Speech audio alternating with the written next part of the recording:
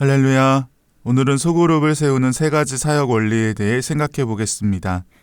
이 내용은 온전한 연결이라는 책에서 발췌한 내용입니다. 전 세계를 덮친 코로나 팬데믹으로 말미암아 성도들은 영적 고립과 고독을 경험하고 있습니다. 인간이 이 고독감을 채우기 위해서 시도하는 가장 결정적인 실수는 헨리 나우엔이 이야기한 것처럼 하나님에게서만 찾을 수 있는 사귐의 기쁨을 사람들에게서 찾으려 한다는 점입니다. 하나님의 형상대로 지음받은 우리는 하나님과의 사귐과 함께 공동체 속에서 사귐의 기쁨을 경험할 수 있습니다. 예수님께서는 이 사실을 누구보다 잘 알고 계셨기에 12 제자들을 부르셔서 공동체로 양육하고 훈련하셨습니다. 이때 세 가지를 강조하셨는데 그것은 돌봄과 나눔, 전도였습니다.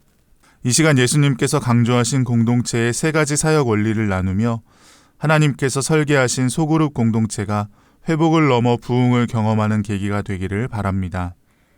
첫째, 돌봄입니다.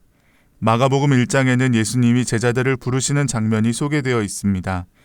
제자들을 부르신 후 예수님은 가버나움에서 곧바로 사역을 시작하셨습니다. 예수님의 사역 중 주된 것은 사람을 돌보는 것이었는데 이는 사복음서 모두에서 증언하고 있습니다.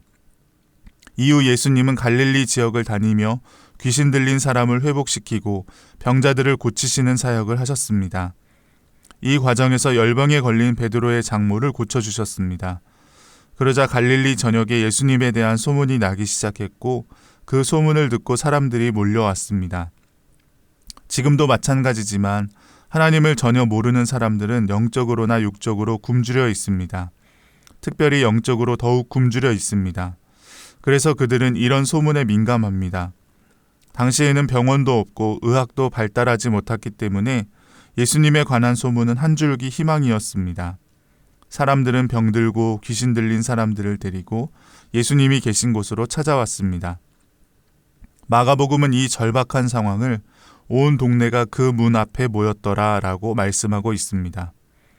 예수님은 그들의 마음을 아시고 그날의 피곤함을 뒤로하고 늦은 밤까지 몰려온 사람들을 돌보셨습니다.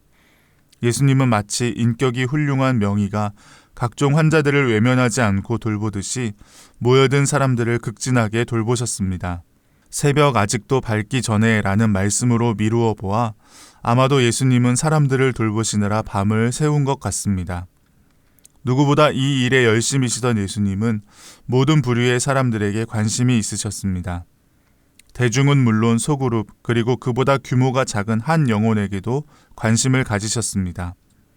예수님은 사람들의 굶주림과 영적, 육적인 필요를 결코 외면하지 않으셨습니다. 예수님은 그렇게 밤새도록 영혼을 돌보셨습니다. 교회 안에도 돌봄이 필요한 다양한 사람들이 존재합니다.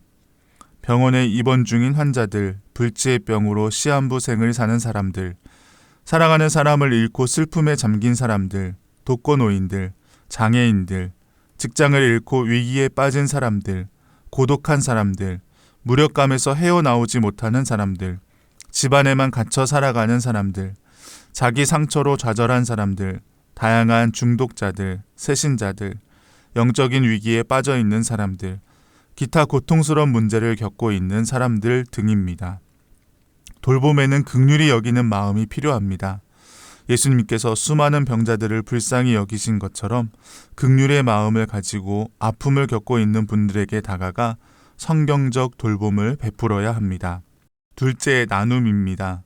마가복음 1장 35절에 보면 새벽 아직도 밝기 전에 예수께서 일어나 나가 한적한 곳으로 가사 거기서 기도하셨다라고 말씀하고 있습니다.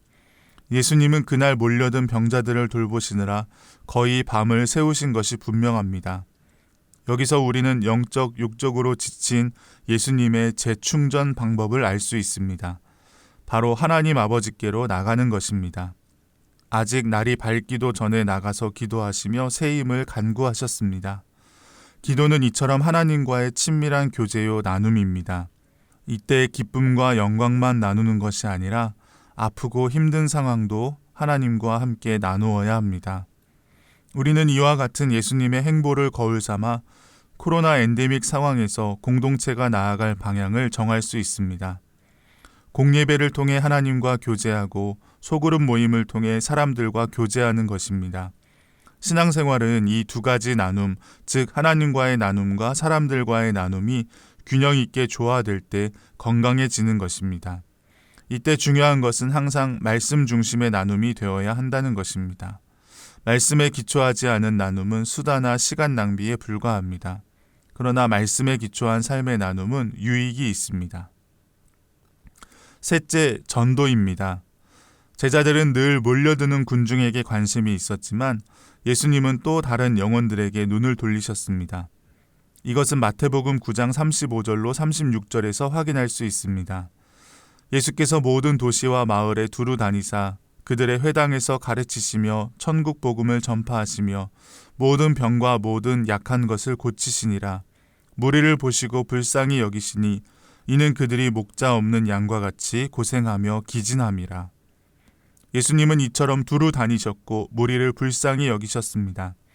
예수님은 자신의 시간이 얼마 남지 않았다는 걸 잘 아셨습니다. 그렇기에 이스라엘 땅을 두루 다니시며 복음 증거에 힘쓰신 것입니다.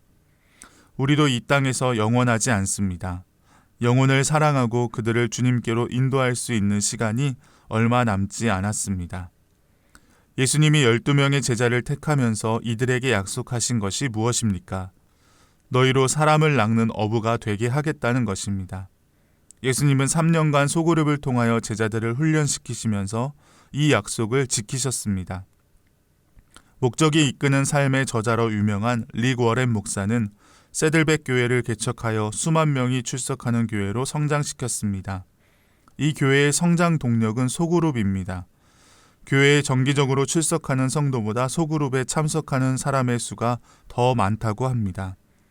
예수 그리스도를 아직 잘 모르기에 교회 출석은 부담스러운 사람들이 소그룹에 나와 사귐을 가지고 돌봄을 받으며 삶을 나누다가 결국 예수 그리스도를 영접하고 교회에 출석하게 되는 것입니다. 교회가 추구해야 할 공동체도 이와 같습니다. 교회에 나오기 힘든 사람들을 소그룹 모임에 초대하여 교제하고 삶을 나눌 필요가 있습니다. 무엇보다 소그룹 모임은 예수님이 우리에게 가르쳐 주신 최고의 모범이기에 서로 돌아보고 서로의 삶과 말씀을 나누며 아직 예수님을 알지 못하는 사람들에게 복음을 전하는 공동체가 되어야 합니다.